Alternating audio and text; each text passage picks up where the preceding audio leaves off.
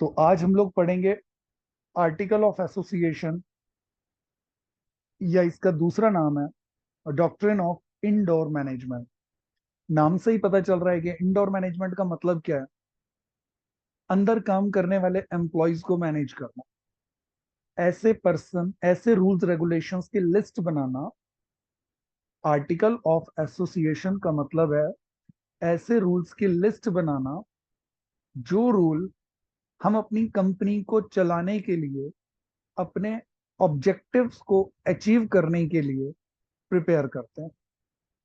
उन सारे रूल्स की लिस्ट जो है वो है आर्टिकल ऑफ एसोसिएशन। फिर रिपीट कर रहा हूं, मेमोरेंडम का मतलब होता है बाहर के लोग जो हमारी कंपनी से डील करते हैं उनको ये बताना है कि हमारी कंपनी के ऑब्जेक्टिव्स क्या हैं, हमारा क्या मोटिव है, हम क्यों कंपनी बना रहे हैं। ठीक है। और इंडोर मैनेजमेंट क्या है? वो है आर्टिकल ऑफ एसोसिएशन। जो वर्कर हमारी फैक्ट्री में काम करते हैं, जो एम्प्लॉयज हमारी फैक्ट्री में काम करते हैं, कंपनी में काम करते हैं, उनको कंट्रोल कैसे करना है, उनका एडमिनिस्ट्रेशन कैसे करना है, जो शेयर होल्डर हमारी कंपनी में पैसा लगा के बैठे हैं उनको कैसे मैनेज करना है। ये सारा जो इंडोर मैनेजमेंट वर्क है, ये सारा का सारे रूल्स रेगुलेशंस जो होते हैं वो आर्टिकल ऑफ एसोसिएशन है। तो क्या आर्टिकल ऑफ एसोसिएशन जो बनाए जाएंगे ये पहला स्टेप होगा या दूसरा स्टेप होगा? इनफैक्ट जो आर्टिकल्स होते हैं वो मेमोरेंडम के बाद ही बनाए जाते हैं। पहले मेमोरेंडम बनता है फिर आर्टिकल बनता है। क्योंकि आर्टिकल्स में जो भी रूल लिखे जाएंगे उनमें कोई भी रूल ऐसा नहीं होना चाहिए जो मेमोरेंडम में लिखी बात को क्रॉस ओवर कर जाए। अगर मेमोरेंडम में बात लिखी गई है कि हम लोग मटेरियल खरीदेंगे, भाई मैक्सिमम 1 लाख रुपए का मटेरियल उधार लेंगे आपसे, इससे ज्यादा नहीं लेंगे, मान लीजिए थोड़ी देर के लिए, वैसे ऐसी कोई बात नहीं होगी। ठीक है। मान के चलते हैं कि एक लाइबिलिटी के तौर पे ये लिखा गया है कि 1 लाख से ज्यादा का सामान उधार नहीं लेंगे। तो जब हम आर्टिकल बनाएंगे ना, तो आर्टिकल में भी हम कोई भी रूल ऐसा नहीं लिख सकते जो उस रूल को क्रॉस ओवर कर जाए जो हमने मेमोरेंडम में लिख दिया। मेमोरेंडम के अंदर हमने पढ़ा था कि जो रूल्स बनाए जाते हैं उनको 6 अलग अलग कैटेगरी के अंदर डिवीजन किया गया था। Name clause, object clause, situation clause, liability clause. ठीक है। ये सारे अलग अलग क्लॉजेस थे। हमने 6 कैटेगरी के अंदर इनके बारे में बात की थी। ठीक है। Name clause, object clause. ठीक है। और इसके अलावा हमारे और कौन कौन से क्लॉजेस थे? Situations clause, capital clause, association clause. ये सारे क्लॉजेस थे हमारे। ठीक है। तो इन सब क्लॉजेस के अंदर जो रूल्स हमने बनाए हैं, हमारे आर्टिकल उन रूल्स को क्रॉस नहीं कर सकते। तो पिछला पॉइंट भी मैंने आप लोगों से डिस्कस किया। अब अगला पॉइंट भी डिस्कस कर रहा हूं। तो आर्टिकल के बारे में मैं सफिशिएंट बातें बता चुका हूं कि होता क्या है। इंडोर मैनेजमेंट का काम करता है, रूल्स बताए जाते हैं। कौन कौन से रूल्स होंगे? एक प्राइवेट कंपनी के लिए आर्टिकल ऑफ एसोसिएशन बनाने जरूरी होते हैं, जबकि एक पब्लिक कंपनी के लिए आर्टिकल ऑफ एसोसिएशन जरूरी नहीं होता। अब आप कहोगे सर क्या पब्लिक कंपनी ने कंपनी चलानी नहीं है क्या, जो उनको रूल्स नहीं चाहिए? तो बेटा ध्यान दीजिएगा, एक पब्लिक कंपनी अगर आर्टिकल ऑफ एसोसिएशन प्रिपेयर ना भी करे तो एक पब्लिक कंपनी टेबल एफ के नाम से कंपनी एक्ट के अंदर एक टेबल दी हुई है। 99 रूल्स के सेट हैं अलग अलग बिजनेस के हिसाब से। कोई स्टील इंडस्ट्री वाले का, कोई शूज इंडस्ट्री का, कोई होलसेल वाले का, कोई रिटेल वाले का, ऐसे करके रूल्स 99 कैटेगरी में बने हुए हैं। टेबल एफ में दिए गए उन रूल्स में से आप कोई भी रूल को सिलेक्ट कर सकते हो जो आपके बिजनेस के अंदर अप्लाई होते हो। और अगर आप चाहते हो नहीं भाई हम किसी के बने हुए रूल क्यों फॉलो करें, तो कहते हैं ठीक है कोई प्रॉब्लम नहीं, आप अपने रूल लिख लो। जो रूल आपको कंपनी चलाने के लिए लगता है कि मैंडेटरी हैं, जरूरी हैं, उनकी लिस्ट बना लो। हाँ, अगर एक बार रूल बना लिए और उनको बाद में चेंज करना पड़ता है तो यहां पर भी स्पेशल रिजोल्यूशन पास करना पड़ेगा। तो रिजोल्यूशन के पास करने की कंडीशन हमारे मेमोरेंडम के टाइम पे भी थी और आर्टिकल्स के टाइम पर भी है। तो आर्टिकल ऑफ एसोसिएशन को हम लोग पढ़ना शुरू करते हैं कि आर्टिकल ऑफ एसोसिएशन क्या होते हैं और इनके क्या क्या और प्रोविजंस हैं। ध्यान दीजिएगा। Contains the rules and regulations regarding the internal affairs. तो ये कंपनी के इंटरनल अफेयर्स के लिए यूज होने वाले रूल्स रेगुलेशंस हैं।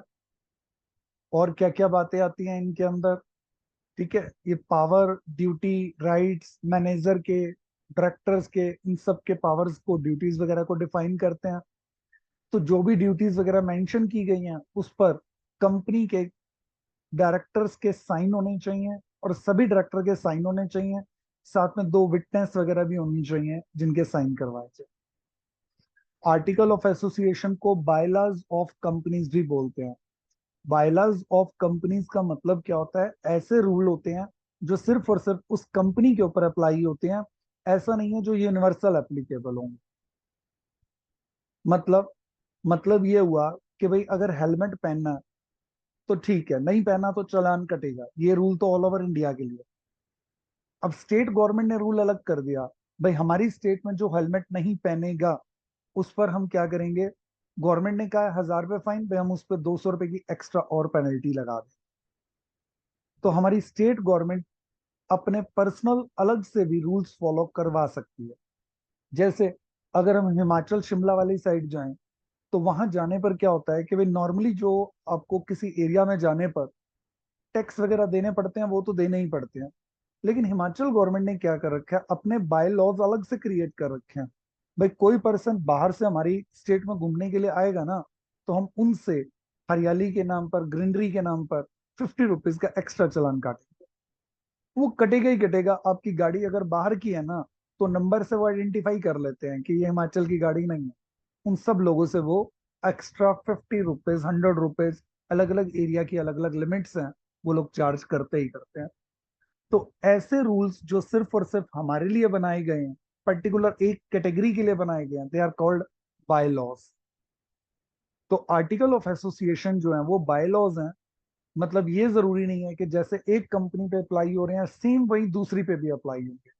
इसलिए मैंने आपको क्लास स्टार्ट होने से ही पहले बताया कि आर्टिकल ऑफ एसोसिएशन की टेबल एफ के अंदर ही 99 डिफरेंट कॉपीज हैं। आप उनमें से भी कोई सिलेक्ट कर सकते हो, और अपना कोई सेट बनाना चाहो तो वो भी प्रिपेयर कर सकते हो। ठीक है, clear. The contents of the articles are divided into paragraph, और उन पैराग्राफ को नंबर्स वगैरह दिए। तो इसके कंटेंट्स क्या क्या होते हैं, इसके अंदर क्या क्या कंटेंट्स बताए गए हैं, ध्यान दीजिएगा।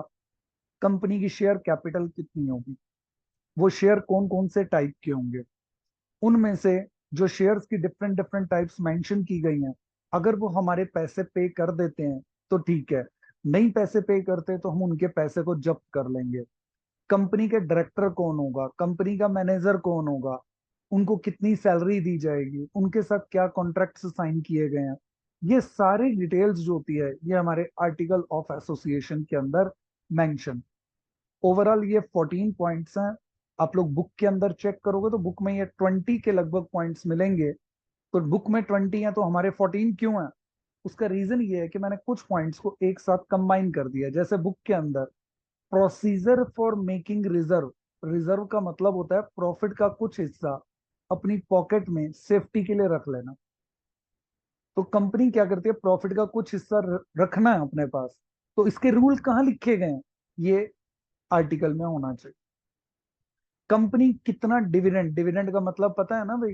डिविडेंड का मतलब होता है प्रॉफिट का कुछ हिस्सा पे करना। याद होगा ये वर्ड, क्लास में भी हम आपको हिंदी में बोलते हैं ये वर्ड, लाभांश। लाभ का हिस्सा, प्रॉफिट का हिस्सा जो हम शेयर होल्डर्स में डिस्ट्रीब्यूट कर दें, उसको हम लोग बोलते हैं डिविडेंड। तो कंपनी कितना प्रॉफिट अपने पास रखेगी? देखो यहाँ ये ध्यान दो, थोड़ा और बताता हूँ। मान लो कंपनी ने प्रॉफिट कमाया 50 लाख का, कंपनी कह रही है भाई 20 लाख तो हम अपनी ग्रोथ के लिए रखना चाहते हैं, भाई हम आगे ना बिजनेस को और ऊंचाइयों पे लेके जाना चाहते हैं, तो भाई प्रॉफिट बिजनेस में रखते हैं, मशीनें लाएंगे। और 30 लाख रुपए का जो प्रॉफिट है वो हम अपने ऑनर्स में यानी कि शेयर होल्डर्स में डिस्ट्रीब्यूट कर देना चाहते हैं। तो वो डिस्ट्रीब्यूशन कितना करेंगे? 30 लाख। रखेंगे कितना? 20 लाख। ये बात कहाँ मेंशन होनी चाहिए? दो बातें हैं ये आर्टिकल ऑफ एसोसिएशन में पहले से लिखा होना चाहिए। कंपनी कितना प्रॉफिट रख सकती है और कितना प्रॉफिट मैक्सिमम कंपनी डिस्ट्रीब्यूट कर सकती है। सारे पॉइंट्स इन्हीं बातों पर हैं। कंपनी के लिए शेयर कैपिटल की कितनी अमाउंट होगी, कौन कौन से शेयर होल्डर्स होंगे कंपनी के, कंपनी अलॉटमेंट, अलॉटमेंट का मतलब होता है शेयर्स देने का प्रोसेस क्या होगा, उनका सर्टिफिकेट का प्रोसेस क्या होगा, मिनिमम सब्सक्रिप्शन कैसे दिया जाएगा, कोई पर्सन अपने शेयर्स को ट्रांसफर करना चाहते हैं तो उसका प्रोसेस क्या होगा। फोर फीचर, ये नया शब्द हो सकता है आप लोगों के लिए। फोर फीचर का मतलब होता है जब्त कर लेना। कंपनी कई बार शेयर्स को जब्त कर लेती है तो उसका प्रोसेस क्या होगा। शेयर्स को दोबारा बेच देती है, दोबारा बेचने का प्रोसेस क्या होगा। मीटिंग का क्या प्रोसेस होगा, डायरेक्टर को रखने का प्रोसेस क्या है, हटाने का प्रोसेस क्या है, उन डायरेक्टर्स की पावर्स क्या है, कंपनी को बंद करने का प्रोसेस क्या होगा इन फ्यूचर अगर काम बंद करना पड़ जाए। और हर साल बुक्स की चेकिंग होएगी तो चेकिंग का प्रोसीजर क्या रहेगा, कब कब बुक्स की चेकिंग होएगी और कंपनी की स्टैंप क्या रहेगी।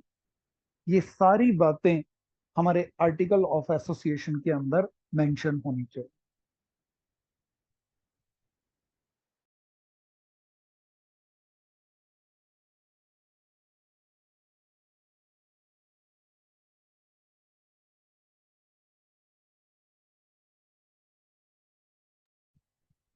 ठीक है, तो ये हमारे अलग अलग पॉइंट्स हैं। कंफर्म। इन पॉइंट्स की लिस्ट के बाद नेक्स्ट हम लोग चेक कर रहे हैं ये हमारे कंटेंट्स हैं। इन कंटेंट्स को अगर चेंज करना पड़ता है तो मैंने आपको अभी अभी बताया कि मेमोरेंडम को चेंज करना हो या आर्टिकल को चेंज करना हो, इन दोनों में आपको स्पेशल रिजोल्यूशन तो पास करना ही है। कुछ एक्सेप्शंस हैं, कई जगह पर मेमोरेंडम में ऑर्डिनरी है, कुछ जगह एनोमियस रिजोल्यूशन भी है। लाइबिलिटी के केस में अगर आप लोगों को याद हो, उसमें सारे डायरेक्टर्स को फेवर में वोटिंग डालनी होती है तो आर्टिकल्स को चेंज करना है तो आपको स्पेशल रेजोल्यूशन पास करना पड़ेगा। आर्टिकल को चेंज करने का प्रोसेस कंपैरिजन टू एमओए के सिंपल होता है। ठीक है, ये लीजिए भाई, स्पेशल रेजोल्यूशन पास करना पड़ेगा, लेकिन वो जो चेंजेस होने चाहिए ना, वो आपके मेमोरेंडम को क्रॉस ओवर नहीं करना चाहिए। जो बात मेमोरेंडम में लिखी गई है उसको क्रॉस नहीं करनी चाहिए। कोई कॉन्ट्रैक्ट हम किसी से कर चुके हैं पहले ही, आप ये नहीं कर सकते कि बाद में आर्टिकल को चेंज करके अब आप वो एक्सेप्शन कर दो कि भाई अभी इससे जो आपने कॉन्ट्रैक्ट कर रखा है वो अब आपको तोड़ना पड़ेगा। तो ऐसा कोई चेंज भी हम नहीं कर सकते जिसकी वजह से पुराने किसी कॉन्ट्रैक्ट को तोड़ना पड़े, किए हुए कॉन्ट्रैक्ट को तोड़ना पड़े, तो ऐसा चेंजेस भी नहीं होना चाहिए। और उन चेंजेस की वजह से हमारे जो ऑनर हैं उनकी लाइबिलिटी इंक्रीज भी नहीं होनी चाहिए। और अगर वो अल्टरेशन एक पब्लिक कंपनी को प्राइवेट कंपनी में कन्वर्ट करने के लिए बनाए गए, यानी कि कोई पब्लिक कंपनी थी, बाद में उन्होंने ये डिसाइड किया नहीं भाई अब तो हम इसको प्राइवेट ही रखेंगे, तो ऐसा अगर कुछ प्रोसेस किया गया फिर आपको अल्टरेशन करना पड़ रहा है, तो ऐसे केसेस में सेंट्रल गवर्नमेंट से अप्रूवल लेना भी जरूरी है। बड़े छोटे छोटे पॉइंट्स और ध्यान देने वाले पॉइंट्स हैं कि किस किस के अंदर चेंज करने का प्रोसेस क्या रहेगा। और ये बातें अगर आप लोग ध्यान से देखो तो ये आपके एग्जाम के लिए एक इंपॉर्टेंट क्वेश्चन का साइन भी दे रहे हैं। ठीक है, तो ये अल्टरेशन है आर्टिकल ऑफ एसोसिएशन का। एक बार ध्यान से पढ़िए।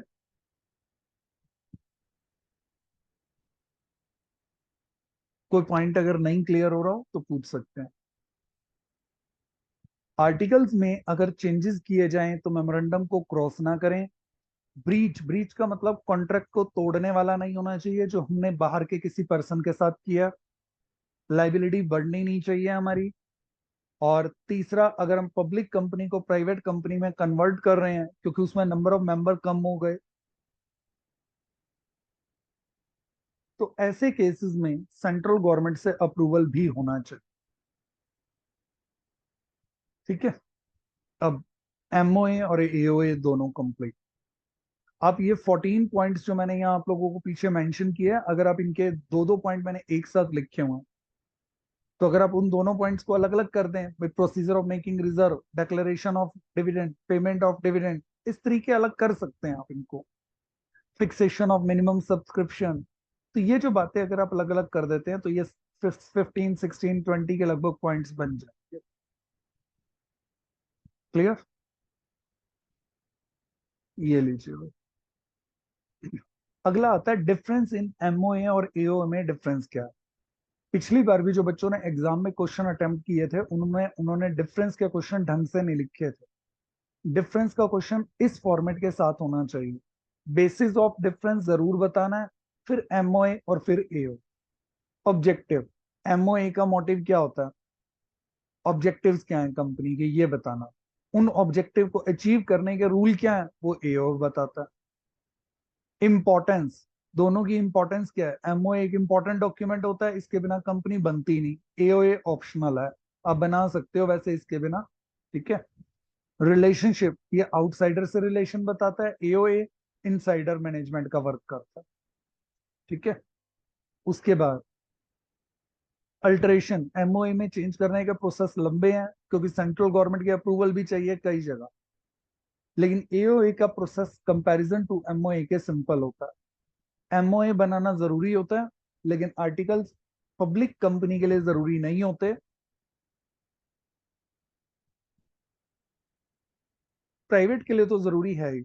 पब्लिक के लिए क्यों नहीं है जरूरी, क्योंकि उनके लिए अगर ना बनाओ तो वो क्या करते हैं, 99 लिस्ट में से टेबल एफ के अंदर जो दी हुई है 99 में से कोई एक लिस्ट अपने बिजनेस के लिए अप्लाई करते हैं, तो इसलिए उनको जरूरी नहीं होता है कि वो लोग खुद बनाएं ये रूल्स।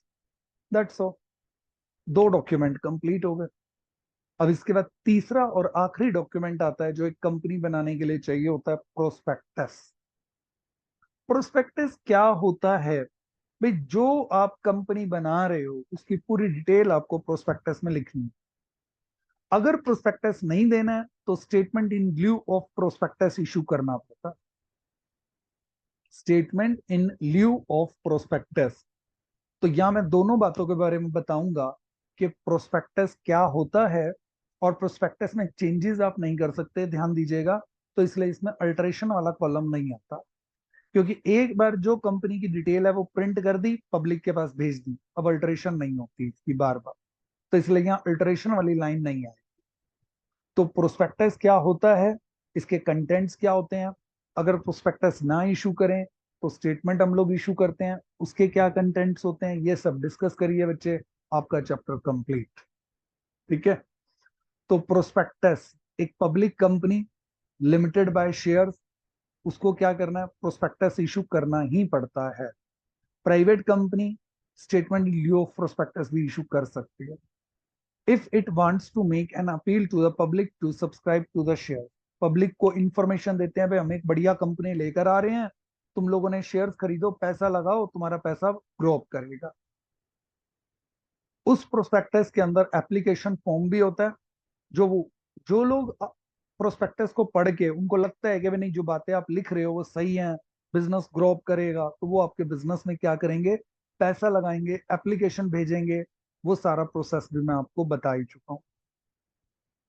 कंपनी एक्ट 2013 के हिसाब से अगर हम लोग बात करें तो उसमें ये बात मेंशन की गई है कि प्रोस्पेक्टस मीन कोई भी ऐसा डॉक्यूमेंट जो इनवाइट करता है offer from public for the purchase of shares और other security of a body corporate. Body corporate word use किया जाता है कंपनी के लिए।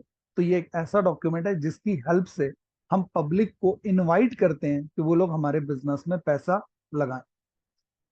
प्रोस्पेक्टस की कुछ इसेंशियल डिटेल्स वगैरह भी होती हैं।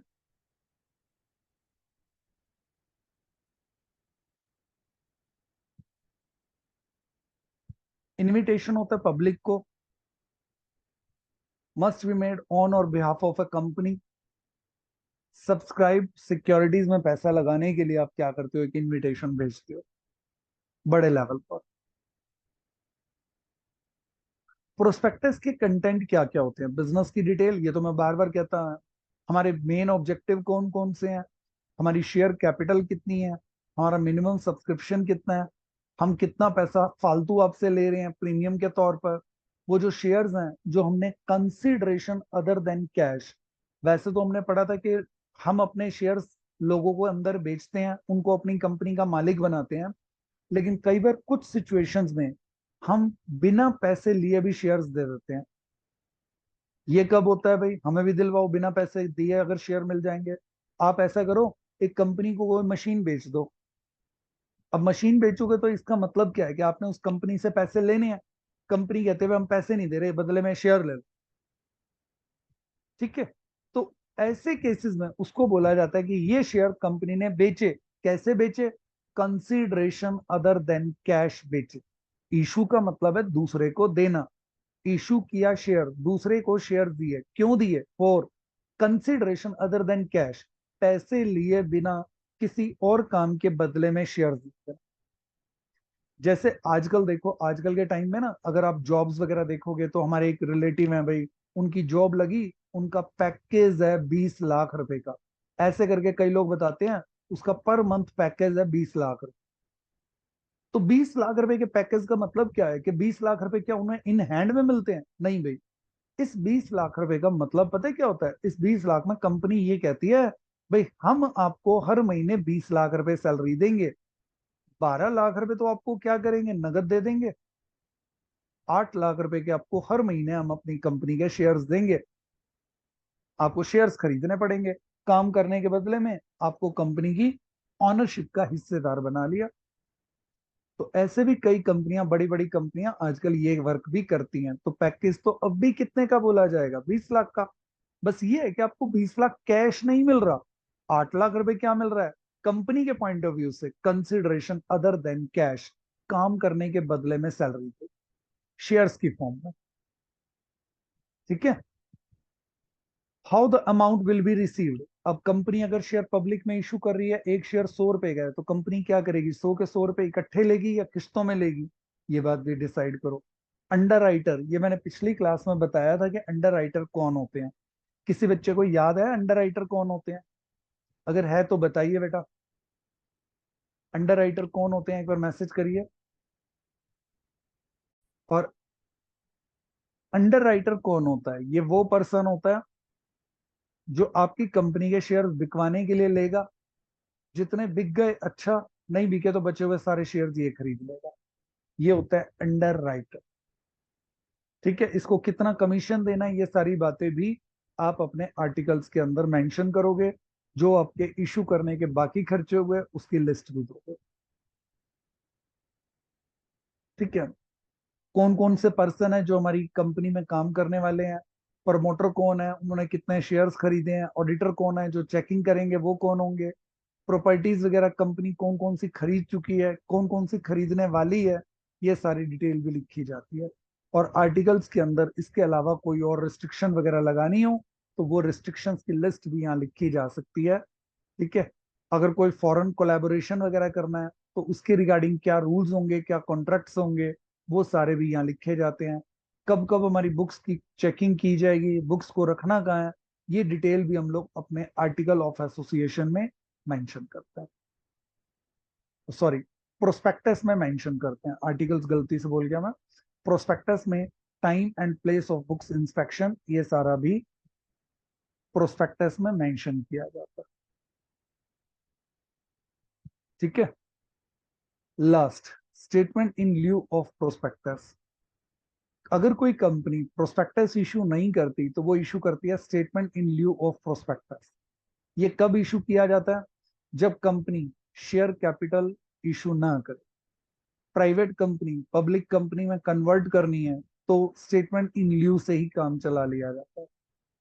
All capital of the company received automatically and it does not find necessary to issue prospectus.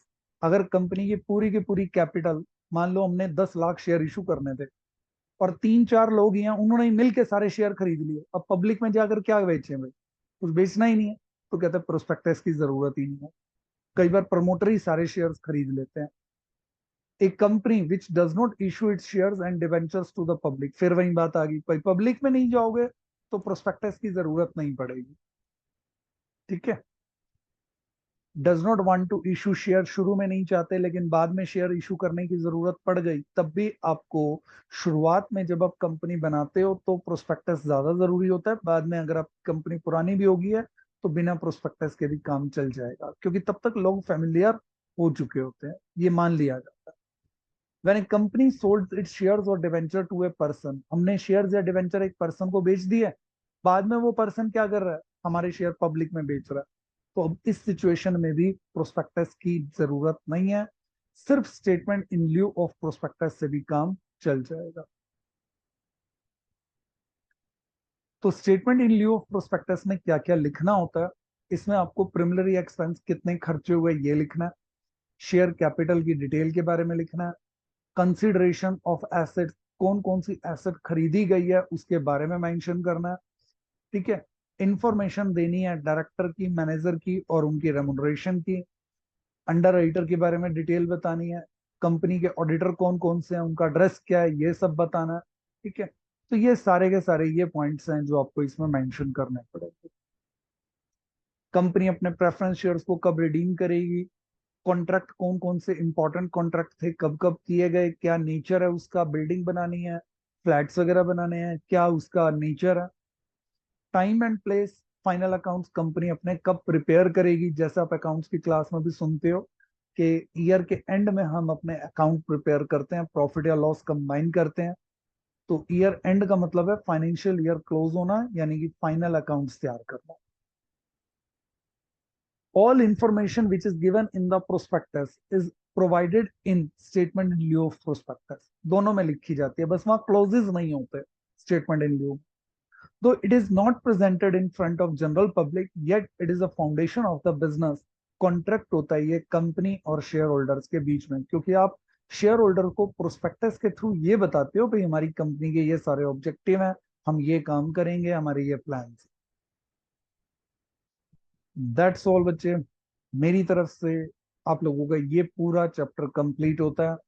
हम एमओए भी कर चुके हैं, आर्टिकल्स भी कर चुके हैं, प्रोस्पेक्टस भी पढ़ चुके हैं, स्टेटमेंट इन ल्यू ऑफ प्रोस्पेक्टस भी पढ़ चुके हैं। बाकी ये कुछ पॉइंट्स आप लोगों ने पहले भी लिखे हुए होंगे, तो आप इनके लिए क्लास में भी डिस्कस कर चुके हैं। तो various forms of business organisation, इनके लिए क्या क्या चीजों पे ध्यान देना चाहिए और इनमें डिफरेंस क्या क्या होता है, ये क्वेश्चन मैंने आप लोगों के साथ क्लास में भी डिस्कस कर चुके हैं हम ये सारे पॉइंट। तो सब कुछ एक साथ एक समरी के फॉर्म में है। अगर आप इसमें से अगर आप इस पॉइंट का स्क्रीनशॉट लेकर इनको याद रख लेते हो, तो बेटा आप लोग अगर ओवरऑल देखें तो 7 पॉइंट तो ऐसे हैं जो आपको हर एक के बारे में पता चल गया।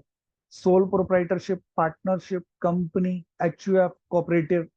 तो इट मींस अगर हमारे पेपर में कोई भी आ जाए, मान लो एचयूएफ आ जाए, तो 7 पॉइंट्स तो यही, 7 लाइन्स तो यही डाल सकते हो ना आप। तो मटेरियल बहुत आसानी से और बड़ा पॉइंट बन जाएगा। फॉर्मेशन पहला पॉइंट, सोल प्रोप्राइटरशिप में कोई लीगल फॉर्मेलिटी नहीं होती, पार्टनरशिप में सिर्फ एग्रीमेंट होता है भाई। कंपनी में लीगल फॉर्मेलिटी सबसे ज्यादा है, कोऑपरेटिव में भी है, बाकी किसी में नहीं। एक्ट, सोल में कोई एक्ट नहीं होता, पार्टनरशिप का 1932 है, ठीक है, और कंपनी का 2013 है। एचयूएफ का कंपनी एक्ट 1956 है, कोऑपरेटिव का 1912 का एक्ट है। रजिस्ट्रेशन सोल में जरूरी नहीं होता, पार्टनरशिप में भी जरूरी नहीं होता, कंपनी में जरूरी होता है, एचयूएफ में भी नहीं होता, कोऑपरेटिव में जरूरी होता है। मेंबर, मेंबर की लाइबिलिटी कंपनी में लिमिटेड है, कोऑपरेटिव में लिमिटेड है, बाकी हर जगह अनलिमिटेड है। कितने मेंबर होने चाहिए, सोल में एक ही मेंबर, पार्टनरशिप में 2 से 50, कंपनी पब्लिक है तो 7 से लेकर इन्फिनिटी जितने मर्जी हो जाएं, प्राइवेट है तो 2 से लेकर मैक्सिमम 200। आई थिंक बहुत ही सिंपल लैंग्वेज में यह सारा लिखा है। स्टेबिलिटी का मतलब पर्सन की डेथ हो जाए तो बिजनेस चलेगा या नहीं चलेगा, सोल में तो अनस्टेबल हो जाता है। पार्टनरशिप में सोल से तो ज्यादा ही होता है, एक पार्टनर की डेथ हो जाए बाकी संभाल लेते हैं। कंपनी को तो कोई फर्क ही नहीं पड़ता, क्योंकि कंपनी की फीचर में हम लोगों ने पढ़ा था कि कंपनी के अंदर एक पर्सन का आना या जाना कोई इफेक्ट नहीं करता। इसे हमने एक हेडिंग वाइज पढ़ा था, प्रीपेचुअल एग्जिस्टेंस। प्रीपेचुअल एग्जिस्टेंस मतलब बिजनेस चलता रहेगा, मालिक जिंदा रहे या ना रहे। HUF में भी यही होता है भाई, बाकी मेंबर बिजनेस को टेक ओवर कर लेंगे। कोऑपरेटिव में भी यही होता है कि कोई रिस्क नहीं होता। इसके बाद स्टेबिलिटी के पॉइंट्स से हमारे 3 पॉइंट और हैं। सिक्रेसी, सोल प्रोप्राइटरशिप में तो फुल सिक्रेसी है।